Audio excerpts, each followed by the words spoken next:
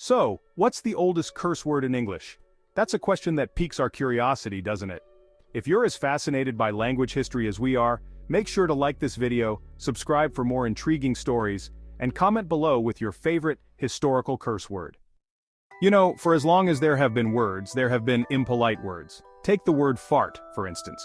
The first recorded use of it might date back to the 11th century, when it appeared in the Antwerp-London glossaries as pedatio, fjording. If that's the case, it could potentially be the oldest known rude word. According to the book, Holy *T, A Brief History of Swearing, people sometimes refer to obscenities as Anglo-Saxon words. Actually, only arse, shit, fart, and bollock really date from the Anglo-Saxon or early medieval era. Our other obscenities are all of more recent descent. And you know, turd sometimes makes that Anglo-Saxon list too.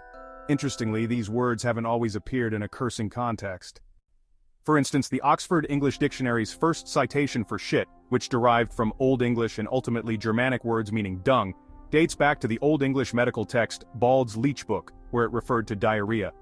The word first started to be used derogatorily in the 16th century, specifically to describe an offensive or despicable person, usually a man. A person, usually a man, whose behavior is regarded as obnoxious according to the OED. And as for the more modern four-letter words that still have the power to offend, they took a more circuitous route to find their way out of our mouths and into our language. Apart from its potential use in place names, surnames, and bynames, cunt shows up in the 14th century, when it was a word with an unclear history for female genitalia.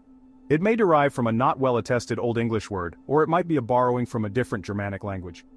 By the 17th century, though, it had become coarse slang, and has been provoking outrage ever since. Fuck, however, has referred to sexual intercourse since pretty much the beginning, and, as may be the case with cunt, it's probably borrowed into English from another Germanic language. In 2015, British historian Paul Booth discovered what is believed to be the first use of the word fuck in a sexual or sweary context when he found a court document from 1310 that contained the name Roger Fuckabetha Naval, which is believed to be a coded insult. Although it is just possible that the name means strike upon the belly, Booth said, I feel there can be no doubt that the word fuck as employed in this name has the sexual connotation. Among its earliest uses according to the OED occurred around 1513 in a poem by William Dunbar. He clap it fast, he kissed and chuck it. As with the glycus he were oergane, yet be his ferris he walled howe fuck it, ye breck my heart my bony ain. The OED also notes a slightly earlier usage in a poem circa 1500. Non sunt in coeli, quia jegs de bov kix kext pg ifmk. The first part is in Latin, but the second part is thought to be coded and pseudo-Latinized English.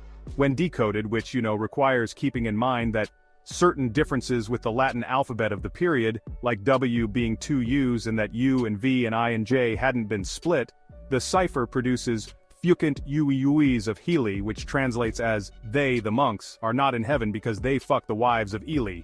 Wife didn't necessarily mean married woman at this time. Whether the profanity was disguised because the word itself was objectionable, or because there was concern over the accusation against the monks, is an open question. The OED's first citation of fuck as an interjection, expressing anger, despair, frustration, alarm, is 1929, though there's also debate whether a 1528 usage, OD fucking Abbott, might be an intensifier or just a reflection on the Abbott's love life. Now that you know how old some of our oldest curse words are, check out some dirty terms, including dildo, twat, and boner, with additional meanings that aren't dirty at all, and learn about words that sound dirty but actually aren't.